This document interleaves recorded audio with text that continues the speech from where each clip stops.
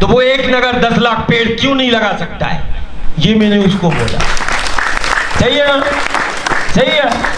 जब तुम 10 लाख नारियल भेंट कर सकते हो तो नर्मदा जी को 10 लाख पेड़ भी भेंट कर सकते हो, इससे सुख शांति समृद्धि है। तुम 10 लाख वो पेड़ों को बचा भी सकता है जो 10 लाख संकटों के निवारण के लिए माई को भेंट करता है।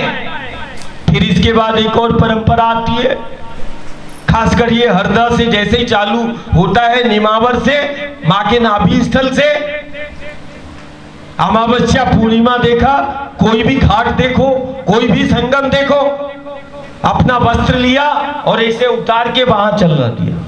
बोले वस्त्र को छोड़ने से, जूते चप्पल छोड़ने से ये कुप्रथाएं हैं। किसकी समर्थता है? ये कैसे विसंगति हुई कि जो सृजन के द्वार पर है वो विसर्जन कैसे? विसर्जन हमारी परंपरा नहीं। विसर्जन गलत आदतों का करो, विषयों का विसर्जन करो, ये सृजन का द्वार है, विसर्जन हमारी परंपरा नहीं। कपड़े लिए, उतार दिए। भक्त से पूछा, भाई इतने सारे जूते चप्पल क्यों दिखाई दे रहे हैं? बोले कि छोड़ के चले जाते हैं। बोले क्या जाते हैं? बोले कोई विघ्न बाधा होती है तो वस्त्र और जूते चप्पल उतार देते हैं माई के द्वार पर, तो वो वहीं उतर जाती है। वस्त्र से जीवन का संबंध कैसा? वस्त्र से जीवन का संबंध कैसा? वस्त्र से जीवन का संबंध नहीं, चरित्र से है। चरित्र उतर गया है, इसीलिए ये भूत बलाए लगते हैं। चरित्र से है, चरित्र का पतन हो रहा है, प्रवृत्तियां ठीक नहीं है, खान पान ठीक नहीं है, आहार व्यवहार ठीक नहीं है, उस कारण से ये भूत बलाए। मुझे क्यों नहीं लगते भूत बलाए? भूत बलाए किसको लगेगा? जो वर्तमान इस क्षण को जीता है उसको कोई भूत बलाए नहीं लग सकते। कोई भूत को लेके बैठा है, कोई भविष्य को लेके बैठा है और आज बोल रहा है अच्छा हो जाए, नहीं हो सकता है। हमें आज ये वस्त्र उतार दिए, फिर इसके बाद पूर्णिमा अमावस्या आती है, बढ़िया घाट पर जाते हैं और घाट पर जाके हाँ क्या कर रहे हो? बोले श्रृंगार माई को देना है। क्या क्या लाए? बोले चुनरी लाए, साड़ी लाए, माई के हाथों में पहनने चूड़ियां लाए, बिंदी लाए, पाउडर, तेल, सब कुछ है। मैंने कहा अच्छा क्या करोगे? बोले माई का श्रृंगार करना है नर्मदा जी का। अब वो चूड़ियां, बिंदी, साड़ी सब उसमें डाल दिया।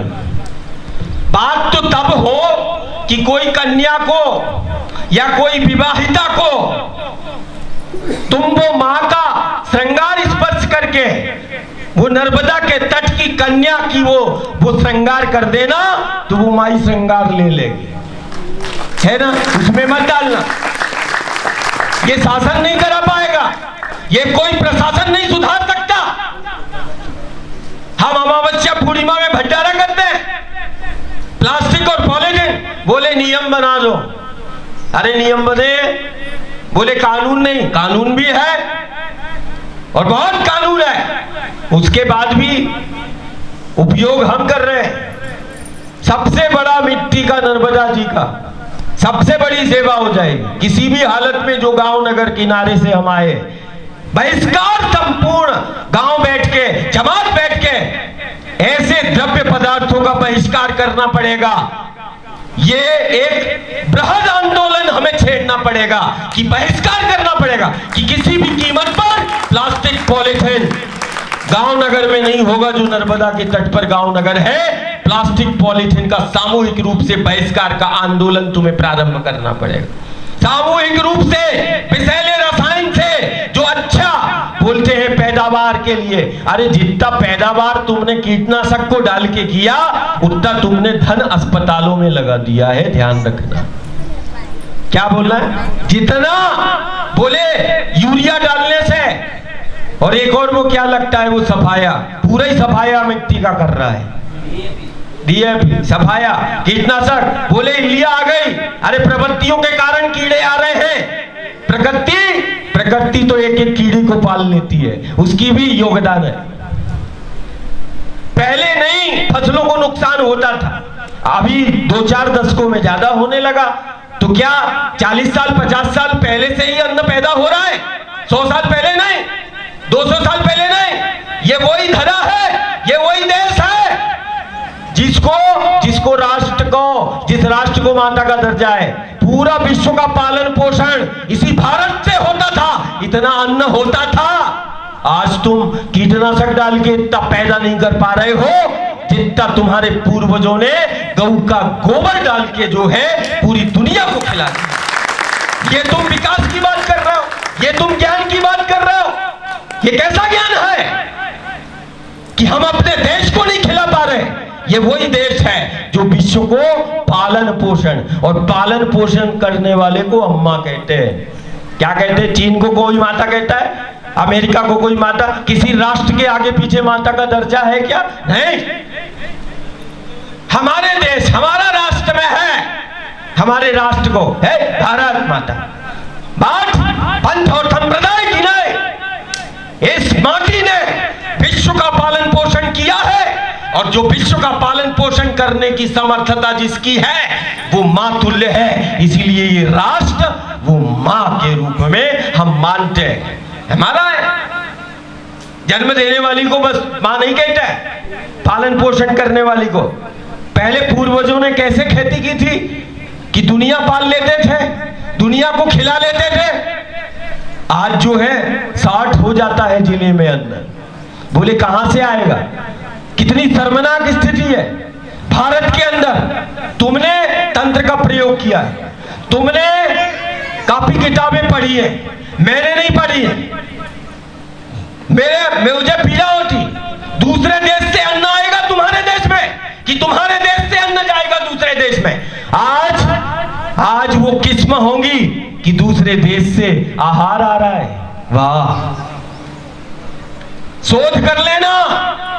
यदि मानधाता में जो भी मैंने पुस्तकों को नहीं पढ़ा, मैं अखबार को नहीं पढ़ा, तू पढ़ लेना।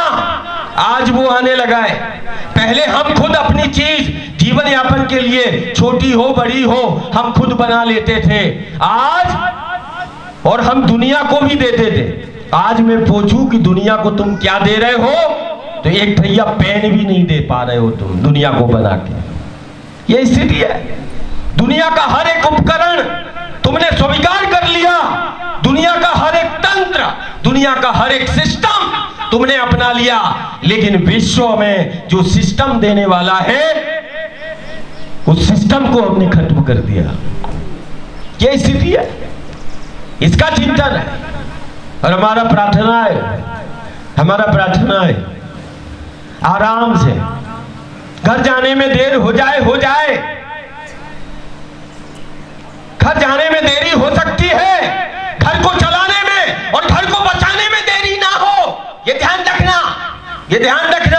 घर जाने में देर लग जाए, लेकिन जिंदगी को बचाने में देरी मत करना, ये ध्यान रखना। ये तेरे घर का अन्न नहीं, ये जल बोल रहा है। ये तेरे द्वार की व्यवस्था नहीं, ये नर्मदा के तट की व्यवस्था बोलती है कि घर जाने में विलंब हो जाए, जिंदगी को बचाने में विलंब मत करना, जिंदगी को सुरक्षित करने में देर नहीं करना।